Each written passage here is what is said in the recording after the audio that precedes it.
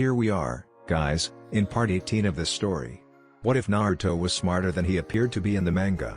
What if he resembled his father more than his mother, both physically and psychologically? Naruto is wise and powerful. Please remember to like, subscribe, and share with your friends. Now, let's begin. It had been almost 2 hours since they left from Suna, and while Naruto hid it well, the heat of the desert was starting to annoy him. He had seals inscribed on his clothes so that they kept him hot or cool depending on the surroundings, but there was nothing protecting his head. Not only that, but his eyes were constantly squinting due to the intense light. He wasn't the only one suffering. Even though his outfit was relatively loose, Neji's clothes were sticking to his skin due to the sweat. Sakura was sweating as well, but she was toughing it out with a scowl on her face. Tenten was wiping her face with her sleeve every once in a while. Kakashi was suffering in the back, needing Guy's support to walk, having exhausted himself with Kamui. Naruto wondered if Kakashi really should be using that technique, considering it tired him out with just a single use. The only ones who didn't seem to have any problems were Temari, who was used to making trips in the heat, and Lee, who was better left unexplained. That spandex seriously couldn't be that comfortable. Naruto turned his head to glance back, a few snickers escaping him. The others copied him, varying amounts of amusement appearing on their faces as well as they watched the drama behind them. Guy's frustration was mounting by the second as he was forced to go practically at a snail's pace along with Kakashi. The silver-haired Jonin, on the other hand, chuckled nervously as Guy began to literally growl in agitation. The energetic Daijutsu master wasn't used to moving at such a slow pace. Ah ha ha ha, thanks for carrying me, Guy. The Mangekyo Sharingan takes quite a toll on my body, you see. Kakashi's ever-lazy drawl, now even more enhanced by his exhaustion, snapped something in Guy. That's it. That was the cue for Kakashi to begin panicking. Wait, Guy. But Guy had already thrown Kakashi into the air, only for the copy ninja to land right on his back. So intimate, I guess they're closer than I thought. Sakura deadpanned. Naruto had to press his fist into his mouth to prevent the snickers escaping from becoming full-blown laughter. This was way too precious. That looks like a fun ride, Kakashi.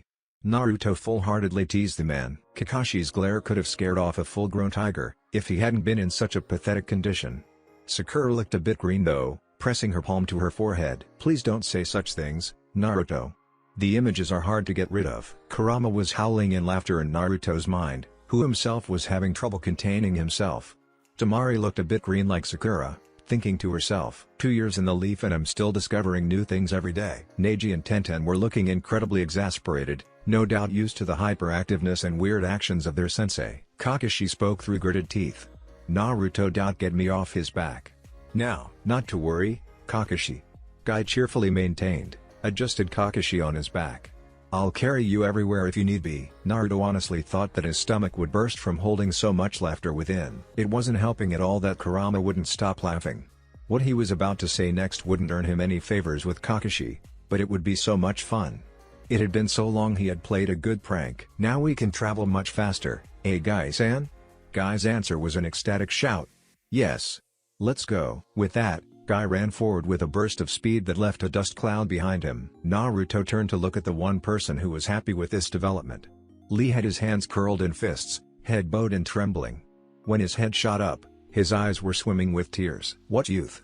Their vigor is overflowing under the hot sun, which only fans their flames of youth. Come Neji, let us also bask in our youth. Lee was the second streak of dust. Idiots, the pair of them, Tenten sighed, shaking her head. Naruto took a deep breath, placing his hands on his hips. At the rate they're going, the Hokage is gonna wonder what happened to the rest of the team. Sakura slumped a little. I really don't want to sprint across the desert and the forest. It's alright, you don't have to, Naruto placated her. In fact, you don't have to move at all. What are you talking about? Neji questioned with an eyebrow raised. Naruto placed his palm on the ground. I marked the gates of Konoha. We can simply flash there, he explained with a grin, easily tracking the dynamic duo with his sensing. He pushed his sensing further until his mark on the gate was within his radar. But aren't you out of range? Konoha is quite far away right now, Tenten murmured worriedly. My senses have only improved in 3 years, Tenten, Naruto assured her. Temari smirked as she knelt beside him. Then you already have the mark in your sights, don't you? Her answer was a smirk. She then stood up. Then what are we waiting for? Grab on. Wait. Naruto's command stopped everyone in surprise. He then elaborated, speaking in a whisper as if disclosing an important secret. We need to have the perfect timing. XXXXXXX. Guy crossed the gates, coming to a halt. He pointed his index finger towards the sky in a gesture of victory, not even noticing that his head slammed into Kakashi's chin, knocking back the man painfully. First. Not quite. He turned around, eyes widening in shock when he saw everyone except Lee sitting against the wall. They looked quite comfortable, meaning that they had arrived quite some time ago, and were waiting for them. Naruto was the one who spoke, standing up. The other followed the suit. "We have been waiting for quite some time, Guy-san." Kakashi was glaring with every ounce of rage that he could muster in his exhausted state. He knew exactly what the blonde had done, and was cursing up a storm in his head. Naruto caught his eye and winked, telling the man that the blonde knew exactly what he was thinking. Guy was completely floored, never having imagined that he of all people would be the last in a race. In his shock, he didn't even think what had actually happened. A shout distracted everyone as they turned to the gates, seeing the last of group arriving. Lee raised both of his hands, shouting in a mix of victory and defeat. "SEC." Then he noticed the group staring at him. "OND?" Naruto nodded, completely serious. "Now that everyone is here, let's report to the Hokage." He then set off, with the others following. Neji was the last, but only so he could pat Lee on the shoulder. "Sorry Lee, but you were last." The Hyuga kept his poker face up until he was walking side by side with Naruto. He chuckled, "I have to say, that was quite brilliant." Naruto smirked in response. "A good prank requires timing, my friend. Eventually though, he will know what happened. He's not a complete idiot. Thanks to you, they will now drive me and Tenten up the wall with all the extra training." "You are welcome, XXXXXXX. "Ah, now this is what I call a soak." Temari sighed happily as she sunk in the jacuzzi, the hot water soothing all her muscles. "How come you are so tired?" Naruto questioned curiously. Temari shook her head. "Not physically. All that stress of Gar almost dying," she understandably hesitated a bit, "really had me in a pinch." Naruto moved forward, putting both his hands on either side of Temari. He leaned in, putting fleeting kisses on her neck. He asked her in a suggestive tone, "Then perhaps you would like a massage to unwind?" Temari smiled as she pretended to think about it. It doesn't sound like a bad idea at all." Naruto's hands started drifting down. "Then what are we waiting for? Because we need to talk." Naruto stopped his advances, slowly leaning back to see his wife's serious eyes. He drifted back to his end, deciding that massages and sex could come later. "What do you want to talk about?" Temari seemed hesitant, but she took a deep breath and spoke. "I know that the Akatsuki are a mercenary terrorist organization that wants to collect all the Baijiu for some nefarious purpose. This organization is made up of S-rank missing nin, right?" Naruto nodded, motioning her to continue. To Konoha's knowledge, 5 people have been identified as a part of that organization. Naruto shook his head. Itachi, Kisame, Data and Sasori are the only ones that Konoha and Suna are aware of. Temari interjected. "But Orochimaru is a former member of that organization, right? What's to say he still isn't supporting it?" Naruto waved a finger at her.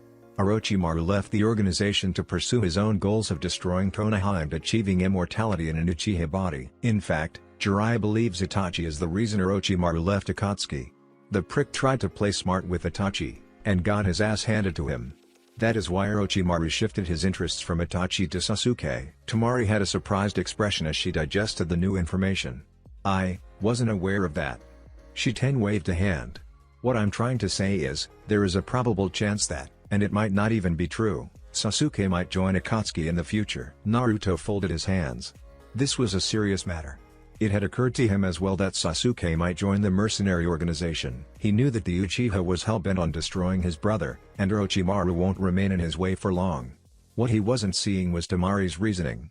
Why would she think Sasuke would join Akatsuki now of all times? "Come to the point, Temari," he requested, leveling a look of utmost seriousness at her. Temari looked equally serious. "My question is, what will you do if you face Sasuke, after he has joined the Akatsuki?" So that's what she wanted to know. She raises a good question. Indeed. Now that I think about, I myself am at a loss to what I would do. You could simply cut off his head and end his life. It would solve most of the problems this world has been having. The suggestion was spoken so innocently that it actually became part of a normal conversation for a second. Naruto scoffed inwardly. "Duly noted, though I would prefer not to do that." "Then what will you do?"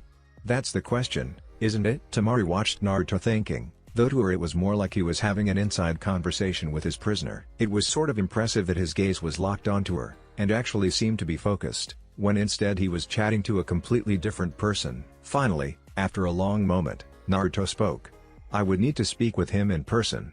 3 years is a long time for someone to change, and Sasuke might have changed as well. Only by looking into his eyes, will I be able to tell my answer. The answer was very vague, and it didn't satisfy Temari at all, evident by the small frown on her face. That doesn't make any sense. Naruto shrugged. Maybe not to you, but it is to me. Silence settled between them for a few moments, which was then broken by Naruto clapping once. Now that the serious talk is over, before Temari could catch up with his thoughts, she was already out of the bath, in Naruto's arms and on the way to the bedroom. Earlier talk was put at the back of her mind as she giggled. You can't help yourself, can you? Naruto's reply was fervent as he almost tossed her on the bed. I've been waiting for 3 years. My patience is all but gone. XXXXXX. 2 hours later, Naruto was walking to the hospital with a spring in his step, whistling cheerfully. He was also feeling noticeably lighter, and thoroughly satisfied, like some sort of stress that he had been constantly under was taken off from him. 3 years worth of not having sex. He still had yet to wipe off the smile on his face that threatened to turn into a stupid grin. Temari would be feeling that ache in her legs for a while, which was why he had left her sleeping in their bed. He entered the hospital, and headed straight to the room where Kakashi was. Opening the door, he saw that the Jonin was sitting up, laying down, eyes closed. Figuring he was asleep, Naruto kept his footsteps silent when approaching the bed. He keenly observed Kakashi and after a few moments, spoke. You can stop pretending to be asleep. Ah, you caught me. Kakashi opened his right eye, keeping the other one closed. Have you come to visit me because you were worried, Naruto? I'm touched. Naruto snorted. Don't be. I actually came to see just how much that I exhausted you. Kakashi sighed, closing his eye. It exhausts me quite much. My Sharingan drains me enough as it is. Taking it to the next level and then using it, I'm not surprised I ended up getting exhausted, but you used it only once, Naruto pointed out. I haven't exactly trained my Mangekyo, Naruto. Back in our fight, it took much time to just pinpoint my target, Kakashi explained. Maybe you shouldn't use it if only a single use tires you out, Naruto murmured. Kakashi smiled. It's simply a matter of getting used to it. After I'm out of here, I intend to train my Mangekyo so I can at least last 4 to 5 before dropping. Naruto tilted his head in acknowledgement. Well, I'm out of here. Tsunade called me a few minutes ago, and I'm already late. See you later, Kakashi. XXXXXXX. Tsunade had sent a summons 15 minutes ago, but she would hopefully forgive him for being late. He reached the Hokage tower, waved to the guards and adventured inside, absently checking over what everyone was doing. Some people were just standing around, talking with each other. Most were just carrying around paperwork, and he spotted 4 people playing cards not so discreetly under the pretense of doing paperwork. Naruto smirked before he quickly moved up the stairs. Walking briskly, he arrived right outside Tsunade's office and knocked thrice. Come in. He opened the door, and immediately took account of who was in the room. There was Sakura, Shizune, Tsunade facing the window with her back to him, and then there was Gigi. His mouth automatically stretched into a smile on seeing him. He hadn't changed much in 3 years, except he was far more relaxed than Naruto had ever seen him.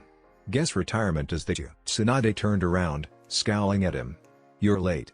What the hell was it that took you so long? Naruto gave a short bow. Apologies, Tsunade-sama. I was going under some therapy. Sakura quirked a brow, as did Shizune. You need therapy? For what? Naruto's grin stretched out in full force. If you really want me to tell you, it goes something like actually. We don't need to know. Hiruzen hurriedly intervened, knowing exactly what Naruto was going to say. 3 years with Jiraiya, it was hard not to pick up when some perverseness was about to come into play. Naruto was obviously going to speak something that would terribly embarrass the ladies in the room, and Tsunade would probably throw the desk at him. He really didn't want his late sensei's desk to be smashed to pieces. Naruto's grin dropped. Spoil my fun, why don't you? Then his demeanor turned serious. What is it that you called me for then? Tsunade turned to face him fully. Naruto, Sakura revealed to me some information given to her by Sasori of the Red Sands before he died. Seeing him silent, she continued. Sasori revealed to Sakura, just before he died, that he had a spy in Orochimaru's ranks. 6 days from now on, at noon, Orochimaru will be there. Naruto said nothing, but inside, he was sighing. I know what she's going to say next, and I can't fault her. But I can't be the only one who sees this as wrong on so many levels. You're not. Information is like food in your world, and you humans are the greediest of the animals. You can't help but eat it, uncaring if it is good or bad. Naruto ignored his partner's ranting. Which team are you sending then? Sakura has volunteered to go, Tsunade answered. Naruto took careful note that Tsunade used the word volunteer, instead of requested. Even though Kakashi is out of the commission, Team 7 can be ready to go with a replacement team leader, Tsunade elaborated further. Of course, if you choose to go, you might get a bonus as well. Naruto said nothing for a moment, keeping his hands in pockets. He thought carefully about it all. He knew what bonus Tsunade was hinting at, and he fought back a scowl. This mission could possibly give them some information on Sasuke's whereabouts. His mind flashed back to his earlier conversation with Temari. It was highly unlikely that Sasuke was a part of Akatsuki right now, but the question still came up. What would he do if he came face to face with Sasuke? You could just kill him. Naruto didn't reply. He wasn't sure of his resolve. Laws dictated that the missing nin should be killed with extreme prejudice, yet the small part of him that still considered Sasuke his friend, and not beyond saving, wanted to bring him back home. What should he do? Maybe, I could just beat him black and blue like last time, and then bring him back. While I would prefer you kill him, this is not an entirely unpreferable alternative. I look forward to your showdown, Naruto. That decided, I need to confirm one thing before I agree to this mission. I agree to this mission, Naruto answered at last. But before everyone could take his statement as an unconditional agreement, he spoke once more. But I need to check a few things first, if you don't mind. Tsunade didn't outright show it, but she was a bit confused. Sure. What is it? Before she'd even finished speaking, Naruto turned and stared Sakura right in the eyes. The sudden scrutiny caused the girl to flinch a little at the intensity of his stare. He wasn't glaring at her, but she felt like he was searching for something in her eyes. After a few moments, she began to fidget, a sign that she was beginning to get uncomfortable under his stare.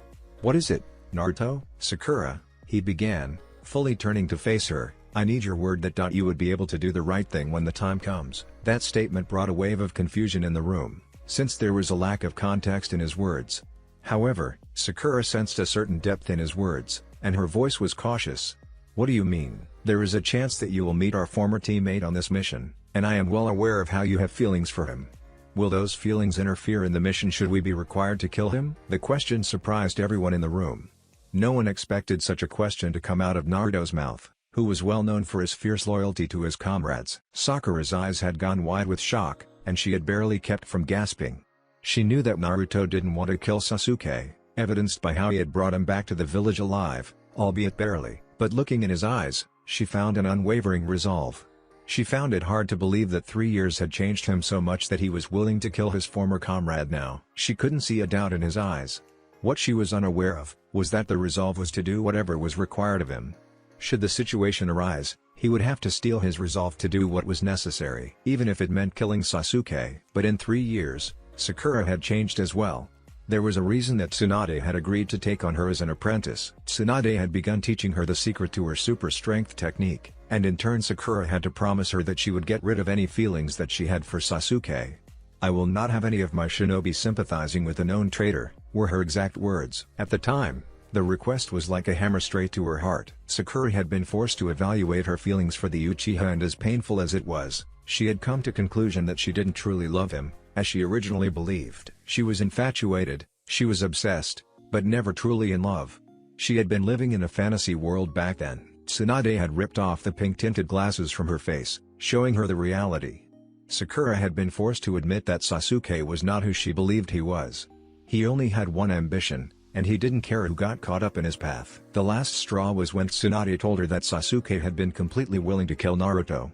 Naruto hadn't mentioned it in his report, but instead chose to tell Tsunade. Naruto had to escape a Chidori to the heart. That was the strike that killed the last of the feelings she had for Sasuke.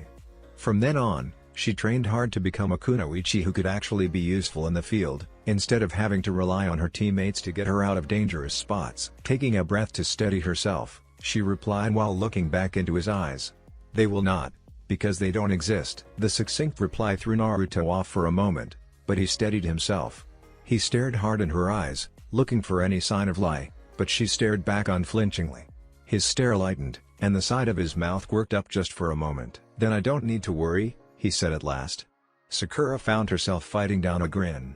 Naruto trusted her to watch his back in this mission, which was more than what she could say for when they were kids. Naruto turned to Tsunade and Hiruzen.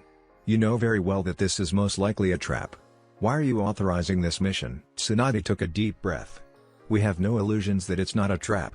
However, there is a small chance that it could prove to be otherwise. Which is why this will only be a reconnaissance mission. You are to only meet with the spy and no more. Avoid combat at all if possible." Naruto nodded as he began to think of just how many ways this could go wrong. Orochimaru was no fool, but could he know about the spy in his ranks? The only reason he could think of Sasori having a spy in Orochimaru's village was to keep an eye on the snake. That means, the spy would have to be pretty close to Orochimaru to constantly keep track of his activities and whereabouts. Who could it be? His thoughts were interrupted when Hiruzen spoke. "Since Team 7 is 2 members short, me and Tsunade have come up with a replacement. However, you get a say in the replacement being on your team, Naruto, since you are the only Jonin on the team right now. I would not recommend the refusal, however." Naruto folded his arms. "You have someone in mind?" "More like I was offered and not in a position to refuse," Tsunade muttered, a minor scowl on her face. "As for leader, maybe you can share the leadership with the Jonin I appoint. As for whom, I need a bit of time." Dismissed. Naruto took careful note of the scowl on her face as he exited the office. Whoever this person was, Tsunade was not that happy to take his help. The one person that the Hokage hates, it can't be the elders. Those old coots don't command any shinobi, but Danzo does. Ah! That solves the mystery of the third teammate. It's a root member. Think we can get rid of him somehow. "She did say the refusal is up to you." "I meant in a permanent manner." Naruto could almost see the grin in Kurama's answer. "Never let your ruthlessness go, Naruto. As for how, let's just say Danzo really shouldn't be bringing out his rats in the open. Someone just might mistake them for an enemy." "I see where you're going, partner." XXXXXXX. Tsunade stared at the door, re-evaluating her thoughts on her fellow blonde. Shizune came up to her side. "He has changed, hasn't he?" she questioned softly. Tsunade sighed. "Not much, I believe," she answered, recalling how blunt Naruto was when he confronted her 3 years ago. "I thought he would refuse the mission, considering how obvious of a trap this is," Shizune wondered. "He knows this is a trap, Shizune," Hiruzen revealed, walking around the desk. "And if it does turn out to be a trap, Naruto is most suited to get his team out of it. That, or he is simply going on this mission because he wants to ensure Sakura remains alive," Tsunade speculated. "Either way, he must remain cautious," Hiruzen said in a grim tone. "I have a feeling that something else is at play here." XXXXXXX. Naruto was walking down the streets, lost in thought about the upcoming mission. Just as he was about to turn into a lane, he paused. A moment later, he smiled upon sensing the familiar chakra signature. He continued forward until he came under the shade of a tree. "It's good to see you after so long, Shino." Indeed, it was the Aburame. He wore a high-collar jacket traded in for a hooded one in the same color with the hood up, and the top he now wore under it extended all the way up with clasps to close it to just above his nose, and below his jacket to his knees. Where black pants now adorned his legs and white tape disappeared under black shinobi sandals. He had grown as well. Naruto was perhaps only an inch taller than the bug user. "Naruto, glad to know you were able to recognize me." His tone really hadn't changed much, but Naruto was just able to hear warmth under the robotic voice. "The shades give it away, I'm afraid," Naruto revealed with a grin. He then sensed another chakra signature, his grin widening. He turned around just to see something large land right in front of him. Holy shit, Kiba. What happened to Akamaru? Kiba had changed as well. The fur-lined jacket was replaced with a black-collared jacket without the hood to cover up spiky brown hair, a mesh undershirt peeking out from above the dip in the clasped collar. Black shinobi pants covered up to his calves and zippered black shinobi sandals. Akamaru wasn't far behind. In fact, Naruto would so far as to say that Akamaru had the most impressive growth out of the rookies, despite not having seen them all. Gone was the puppy that would fit inside Kiba's jacket, and what stood in its place was an impressive hound worthy of being called a ninkin. Kiba blinked in surprise before breaking out in a grin of his own. "Yo Naruto. I knew it was you. Your scent has been popping up and I thought you were back, but never saw you," he exclaimed cheerfully, hopping off the dog to jog over to Naruto. They shared a handshake and hug, after which Naruto walked over to Akamaru. "Actually, I just came back from a mission from Suna," Naruto informed him, scratching Akamaru behind the ears, earning a pleased growl from the dog. "I'd say Akamaru has grown the most out of us all," he commented, chuckling as the dog stood up on his hind legs, licking Naruto's face enthusiastically. "And you're now the tallest of us all," Kiba grumbled good-naturedly. Naruto looked around. "And if you two are here, Then the only one remaining is Naruto-kun. Naruto smiled as he turned around.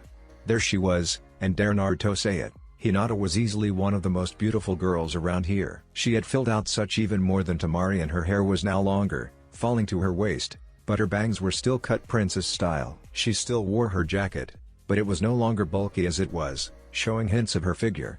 The shinobi pants were long and her Hitai 08 was still around her neck. I almost feel bad for your father, he said in a mock sympathetic tone. She smiled and shook her head. Don't be. He manages just fine. Her voice was still as soft as ever, but it now held confidence and a pleasant lack of stuttering. The 3 years were good to her, it seemed. After speaking some more, they parted ways, leaving Naruto alone once again. He wondered whether he should head home or not, but he decided against it. With Temari asleep, there wasn't much he could do except run over some few ninjutsu ideas. Or, I could go visit someone else. He stretched out his senses and found his target was back at his home. He changed directions and walked towards a place he hadn't visited since he was 4. Walking for 10 minutes, he arrived at his destination. It really hasn't changed much, he sighed nostalgically as he gazed upon the Sarutobi compound. The last time he came here was the first time he felt like he had a family. Gigi had brought him here when it was his birthday. He had been introduced to Konohamaru's parents, who weren't expecting him back then. He had been introduced to Asuma as well. The Jonin really didn't hate him back then, but he had no love for Naruto either. He kept his interactions with Naruto neutral, which his 4-year-old self was grateful for. He approached the guards at the gates of the compound. I'm here to see the Sandaime. Is he available? He returned quite recently, in fact, the guard replied, escorting him inside. There were a number of people he spotted, either talking or training. Some people saw and started whispering to each other, but he ignored them. Soon, they were right outside the Sandaime's home. Naruto told the guard that he can make it from here, earning a wary look from the guard, but was eventually allowed to go inside. The inside of the house was something that Naruto always thought the old man was: simple, practical, old, warm and weary. It wasn't that the house walls were crumbling, but Naruto knew for a fact that the old man lost his wife the night he was born. His eyes flickered towards an old photo of the old man and his wife when they were young. Even in the picture, his eyes held a love and joy that Naruto had never seen. His wife, Sarutobi Biwako, had been beautiful. No doubt her loss would have scarred the old man for life. Maybe it was also the reason the house seemed weary. It had been missing one of its occupants for years. She was beautiful, the voice behind his spoke fondly. Naruto slowly turned, giving no indication that he was surprised. Gigi was smiling at him, in the way that all old people did. I know what you're thinking. You must miss her, Naruto commented, putting his hands in his pockets. Hiruzen released a sigh that conveyed exactly how old he was. Every day, he turned around and gestured Naruto to follow him, which he did. It just hasn't been the same after she died. It was like the heart of the family that kept it together broke, and with it broke away the family. Asuma took her death particularly hard, which wasn't surprising considering how he was always closer to her than me. Her death pushed Asuma further away from me. He and Naruto entered his office, and sat down on either sides of the table. He put some tobacco in and lit up his pipe, taking a long inhalation. I didn't even get a chance to bond with him again when I was Hokage once again, after your father passed away. If it reminds you of so painful times, why do you still hang that picture? Naruto asked curiously. Hiruzen smiled as he gave the answer. It doesn't remind me of just painful times. Naruto nodded and took a deep breath, suddenly wondering what to say. It had been 3 years after all, and he had matured. He could no longer ask anything without hesitation. How are you, Jigi? Hiruzen smiled a little more. Better than ever. Naruto arched an eyebrow. Really? You are 3 years older and still smoke like there's no tomorrow. Hiruzen gave a loud, heartfelt laugh. You never fail to make me laugh, Naruto. Yes, I may be 3 years older, but I have felt decades younger ever since I gave the hat to Tsunade. In our world, people are lucky to reach my age and even luckier to retire at leisure. For me, retirement feels like I'm living in a dream. Naruto chuckled at the last statement. I'm sure it does.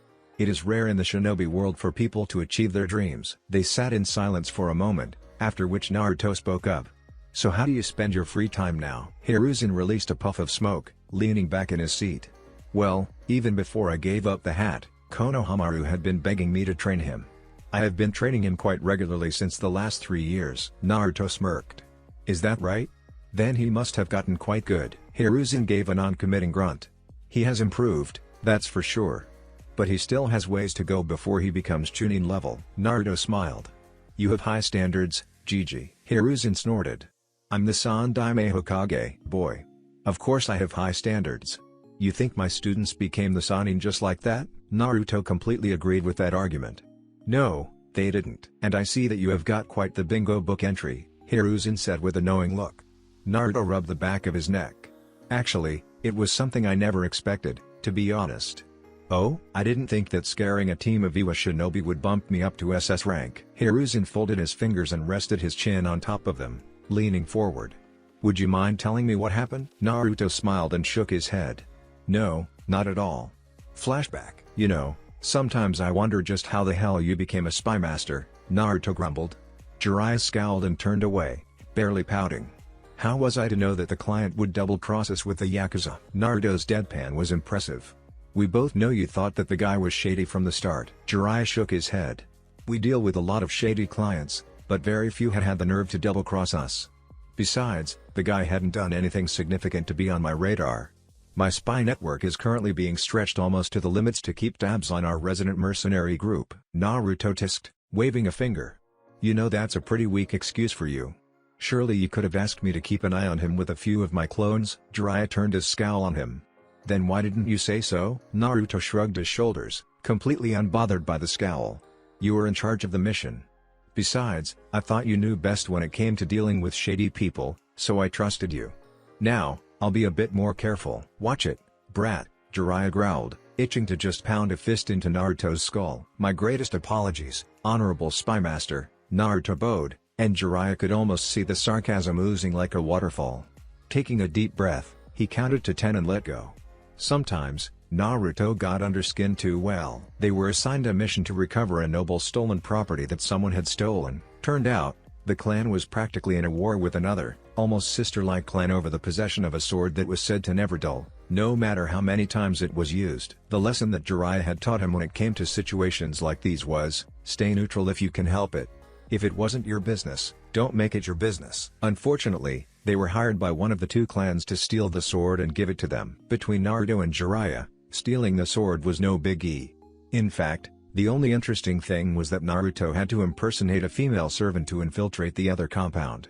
A servant who had a secret affair going on with the head. He had to make it so that the female servant wouldn't get into trouble after he was finished wearing her disguise. Stealing the sword was easy, but the return was unexpected. Turned out, the Yakuza had somewhat loose lips, and the head of the clan who they were working for had the Yakuza on a payroll already, and had dispatched them to steal the sword from Naruto and Jiraiya, terminating them afterwards. Konoha mission contracts had a specific clause in them. If the client were to breach the contract, the Konoha shinobi would retaliate with extreme prejudice. So Jiraiya and Naruto easily dispatched the Yakuza, went back to the trader and acted as if they didn't know anything about who sent the Yakuza after them. The guy was forced to give them the money, and after Jiraiya had finished him off, they later returned the sword from where they stole it. It was somewhat fun, but Naruto had no wish to deal with something like that again. They entered a small town and rented a room in an inn. Jiraiya went off to do Kami knows what, while Naruto decided that a bath in the nearby stream would do him some good. Grabbing a towel and some spare clothes, he set out on a leisurely walk to the stream. Finding a particularly secluded spot so that he wouldn't have to deal with the embarrassment of nudity, he jumped into the water, letting the cool water of the stream relax him. But even when bathing, he kept himself aware of his surroundings. And, he picked up 4 chakra signatures, 3 mid to high tuning level and 1 jonin, converging on his location. He sighed. Can't I catch a break sometime? Not even a minute later, he jumped out of the water as a water dragon formed and tried to swallow him up. A scowl of irritation etched itself onto his face when he faced his attackers, completely nude. The first thing he picked up was that it was a team from Iwa, surrounding him in a semicircle. 2 boys, 1 man and a girl, from left to right. The boys were gaping at him, and then they focused their gazes right above his head, cheeks red and clearly feeling awkward. Nothing worth noting about them. The jonin of the group was looking at him right in the face, but the slight twitch of his eyebrow told Naruto that the jonin was trying to not let the awkwardness get to him. Nothing worth noting here as well. The girl of the group was not even trying to look away. Her face was completely red and her eyes kept drifting downward every now and then, her expression a mix of embarrassment, rage and dear Kami. Was that appreciation? Absently, he noted that she had pink eyes, a very unusual color for the eyes. He forced any embarrassment out of his system as he tried to look as dignified as he could while being naked. What are you guys doing? His question was addressed to the jonin, who straightened up a little. His eyes hardened and he spoke with barely hidden contempt. To kill you, Namikaze. So it was the old grudge of Yondaime killed our relatives. Still, he would humor them. Maybe he could have some fun here if he played things right. May I ask why? One of the boys spoke up. Why, you know very well, bastard. Don't play dumb with us. Naruto adopted a quizzical expression as he folded his arms. No, I really don't. Would you please tell me why? Well, I actually know, but I want to hear from you guys. The girl spoke up, no longer being able to take his nudity. First put on some clothes, damn it, Naruto smirked as he held up his arms up, in surrender. Hey, don't yell at me like it's my fault. You caused me to jump out of the stream. He bent down and picked up his towel, wrapping it around his waist. Plus, I would really prefer if you kept your eyes upward. Don't think I didn't catch your glances, Miss Pervert. A vein visibly pulsed on her temple as she flushed pink, like her eyes.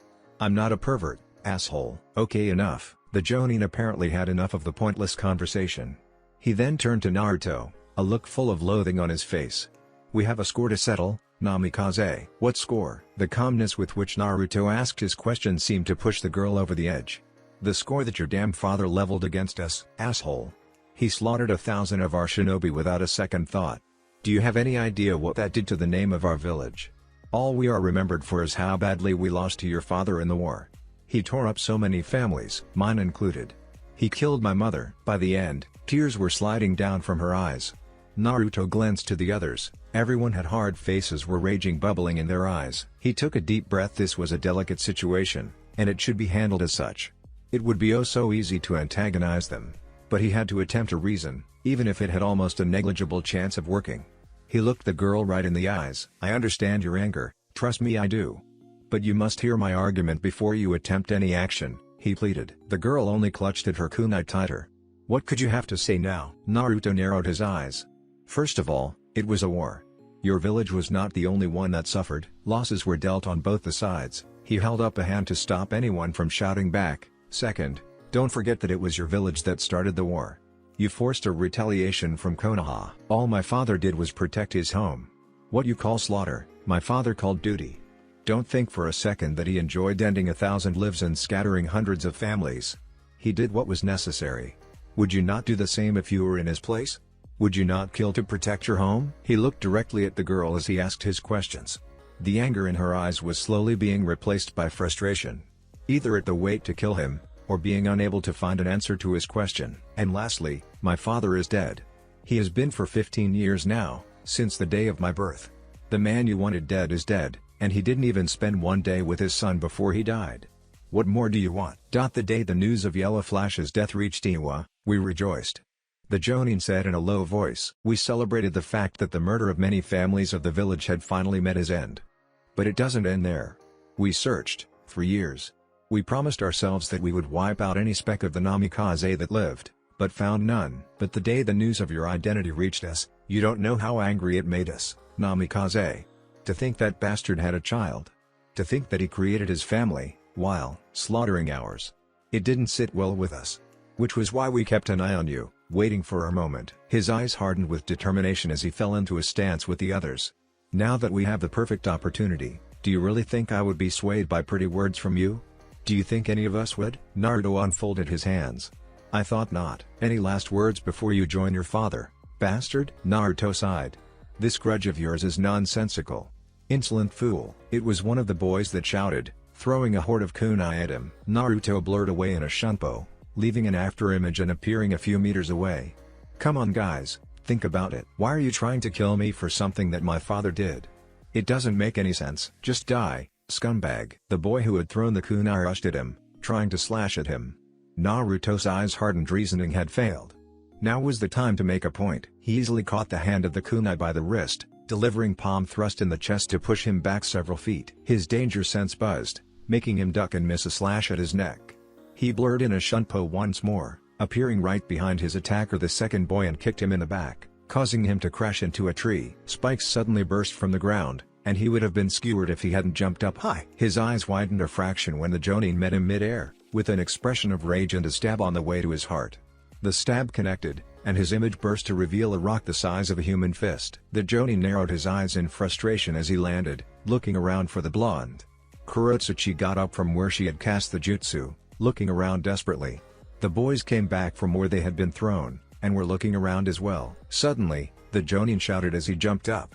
Duck! Everyone fell to the ground as the razor-focused jet of water slicked in an arc, cutting through all the spikes and felling them, allowing everyone a clear sight on the field once more. If not for the situation, it would have been a funny sight. Naruto in a towel, hands in a seal, confused expression on his face and water dripping from his mouth. He straightened and looked at the Jonin, annoyed.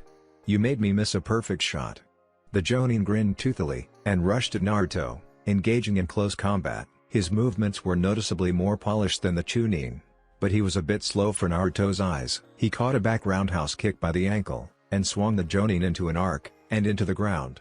He then lifted him again and threw him towards the girl who was rushing at him. "You should be grateful I didn't give you third-degree burns," Naruto remarked, not at all fazed by the attacks. Kurotsuchi saw red and sped through seals. "Doton, Dosakuryu," Naruto blurred away once more at the last moment, appearing far from the Iwa shinobi. He bent down and picked a kunai. "DCH, this would have been a lot easier if I'd just had my special kunai," he muttered. "What did you say?" one boy shouted, hands readying a jutsu. Naruto made a surprised expression. "Oh, I was just saying that this would have been much easier for me if I just had my special kunai. You know, three-pronged and a formula written on the handle. I'm sure you know of it." Kurotsuchi paled. He couldn't possibly know the jutsu, right? It was very advanced. The Jonin voiced her thoughts, shock clear in his voice. "You know the jutsu?" Naruto smiled, part charmingly and part mischievously.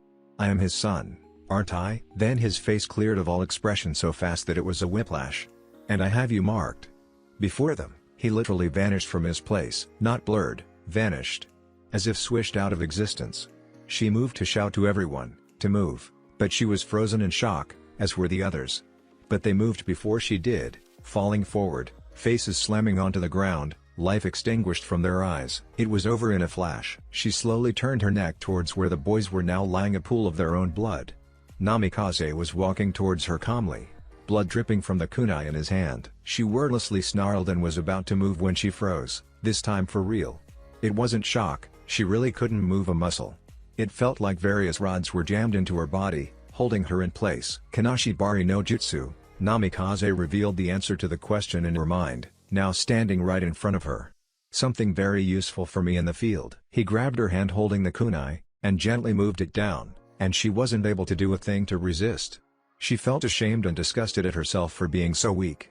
First her mother gets killed by the father, now she was going to be killed by the son. "I'm not going to kill you," he said, as if reading her thoughts. He then leaned in, his face right by hers, and despite herself, she blushed brightly as she felt his hot breath on her ear. Hate or not, it was undeniable that Namikaze was extremely hot, and very well endowed. "You are going to take your comrades and return to Iwa. You will tell your cage exactly what happened here. You instigated this fight, not me. You provoked me, and I retaliated. You fought, I won and you lost. Here's a warning to you, from here on. If any Iwa shinobi provokes me just to settle an old grudge, I will retaliate tenfold," he hissed, unknowingly causing Kurotsuchi to shiver at the menace behind the words. To summarize, "Back off," his words were literally a feral growl in her ear.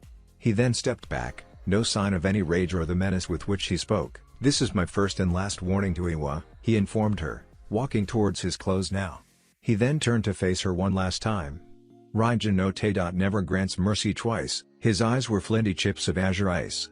Remember that. He left the clearing after that, leaving her frozen. Flashback end. "And the next thing I know, I have a bingo book entry," Naruto finished with a clap of his hands. Hiruzen had his eyes narrowed in thought. "I see, the scars from the wounds that your father gave you run deep." Naruto spread his hands in the universal gesture of "how does this even work? Why would they be holding out on a grudge for a dead man? Isn't it just easier to move on?" Hiruzen rubbed his forehead. "You must know that Iwa lost a lot in the Third War, Naruto. Majority of it because of your father. Never had a hidden village suffered a loss of this magnitude in history. And wiping out 1,000 shinobi drastically weakened their military strength, which takes years to rebuild. Even now, I suspect that they still may not have replenished those numbers. It's hard to forget such things, Naruto." Naruto pursed his lips and looked down. What would he do if someone did that to him? Would he keep on hating, or would he let go? "I don't know what I would do." Hiruzen gained an understanding glint in his eye. It's hard to put yourself in the shoes of the enemy to understand them, Naruto tilted his head sideways, arching an eyebrow. Well, this sounds like something I wouldn't want to think about. They sat in silence for a few moments, each lost in their thoughts. It was Danzo who offered the replacement, wasn't it? Hiruzen looked up in surprise. How did you know? Tsunade didn't look so happy when she thought she already had a replacement, Naruto answered. Hiruzen sighed and rubbed his forehead. Yes, but every shinobi must only obey the Hokage. If some are working for him, doesn't that make him look suspicious? You could launch an investigation into him. My old friend is far too careful for that, Hiruzen revealed with the tiredness he felt every time he talked with Or about Danzo. Root still exists, I'm sure of it. But we have no evidence. Naruto remained silent, not revealing about his plan to take out the Root member as soon as he met him or her. He wanted Gigi to have deniability on this. Hiruzen looked at Naruto with utmost seriousness, causing the blonde to straighten in his seat. I advise you to be careful, Naruto. Danzo wants to keep an eye on you, for what reason I can only speculate. Don't give away too much information. Naruto nodded back. He wouldn't expect anything else from the bandaged mummy. Well, if it isn't Raijinote. Naruto turned his head around to see a bearded man enter the room, hands in pockets and like majority of the Sarutobi, a cigarette in the mouth. He waved at him with a grin. Yo Naruto. Naruto smiled, getting up to greet the man. With some smugness he noticed that he was only a little shorter in height than the bear-like Jonin. Shaking hands, he remarked, as smoky as ever, Asuma-san. Asuma snorted. Hard to leave, such a habit is more like it, Naruto agreed in that aspect. Just then, his nose picked up a strange scent coming from the man. A very feminine scent. He smirked and gave him a knowing look. Well, I hope you and your team are doing well. Congratulations on your relationship. Asuma sputtered. What relationship? Naruto turned back to Hiruzen, who also had a smirk on his face. Don't worry. We can keep the secret. Asuma attempted to brush past the embarrassment. Well, I actually wanted to talk to you about something. Naruto raised an eyebrow, the smirk still on his face. Oh? Do tell. Asuma removed the cigarette from his mouth. I have trained my team pretty hard in the past 3 years. While they have gotten better, I want to put them to a test against an S-rank shinobi. We are clashing with Akatsuki now, and sooner or later they will be facing one of the mercenaries. I want to see, and for them to see, how they fare against an S-rank heavyweight. Naruto grinned, but there was a malicious delight in his grin. This is sounding more interesting by the second. I'm in. Asuma was a bit worried upon seeing the delightful grin on Naruto's face, but pushed his worry aside. Maybe he was just happy to be seeing his friends again. See how strong they had gotten. Or maybe, a small part of his mind whispered, you just signed your students' death warrants. Asuma pushed the voice away, masking how worried he was about the fight. He then asked the blonde, so when do we do this? Naruto folded his hands. I'm actually preparing for a mission right now, that's supposed to be quite a risky one. So let's do this after I return? Asuma nodded, pleased that he gotten what he wanted. Fine by me. Naruto then turned back to Gigi. It was nice talking to you, Gigi. Let's talk some more later. Maybe get a bowl of ramen? Hiruzen smiled. Sure. Good luck on your mission. Naruto then left the office, leaving father and son alone. There was silence for a few minutes, after which Asuma spoke. My students don't stand a chance, do they? Hiruzen just smirked. Do you believe in them? Asuma whirled around. Of course I do. There's your answer. Asuma let it go at that. His father had the annoying habit of speaking in riddles. He wasn't going to get anything else out of him. XXXXXXX. So you are proctoring the Chunin exams? Shikamaru shrugged, looking annoyed with the task assigned to him. Troublesome, but I can't complain. I can't do what I want, Naruto dryly pointed out. If you were allowed to do whatever you wanted, we would never see you again. Shikamaru looked disgruntled. Maybe I wouldn't be disturbed from my sleep every now and then. Come now, Shikamaru, it would be so boring without you. Naruto turned to see the owner of the hearty and cheerful voice. Kuuji had grown, both his hair and body. He wore clothing similar to his father, with the Akimichi symbol. However, the difference from 3 years ago and now was that Kuuji had much more muscle at his disposal under the layer of fat. Naruto grinned as they exchanged a hug. I'm sure you can manage somehow. Ah Naruto, have you grown thinner than before? Kuuji frowned at his friend. My appetite is as healthy as ever. Kuuji, Naruto returned with an easy smile. Maybe you should eat more. You're all skin and bones, Kuuji chastised, pulling out a bag of chips. Naruto snorted. Compared to you I am. So what are you doing here then? I was just talking to Shikamaru about his danger sense. Buzz loudly, making his head snap to the side.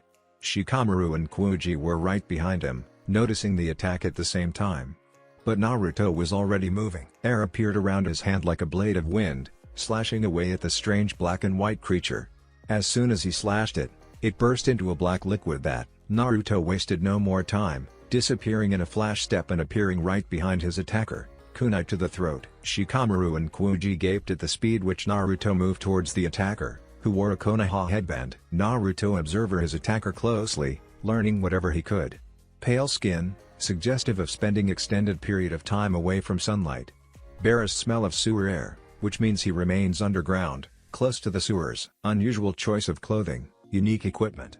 Prefers long-range combat, hidden from the eyes, but Tonto suggests that he isn't unversed in close combat either.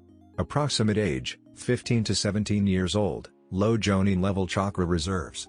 Chakra is refined, which is indicative of a high level of control. "You're good," he complimented, eyes narrowed. He was still highly suspicious that this guy hadn't moved one bit even after being seen. The guy turned his head and looked at him with calculative eyes, before gracing him with the fakest smile Naruto had ever seen. "I knew you were fast, but I didn't think you were this fast." Uzumaki Naruto regards me as a stranger, or is simply unaware of my head of clan status. Fakest smile I've ever seen, eyes completely blank of emotion. Yep, this guy is rude. Now is my chance. "How did you? I don't know how you got in the village, but you're done." With that, Naruto slashed at the throat. The guy had tried to move away, but Naruto had already frozen him with Kanashibari. Blood flowed from his jugular vein like waterfall, and his eyes showed complete shock. Naruto watched dispassionately as the life faded from his eyes. Shikamaru and Kuuji joined him on the roof, eyes wide with surprise and horror. "Naruto, what have you done?" Naruto glanced at Shikamaru, replying as if speaking about the weather. "He was a spy. I killed him." That's it for this video. I hope you all enjoyed the video. Don't forget to like the video, subscribe to the channel, and follow me on my other social media accounts. Anime God here, and I'm signing off.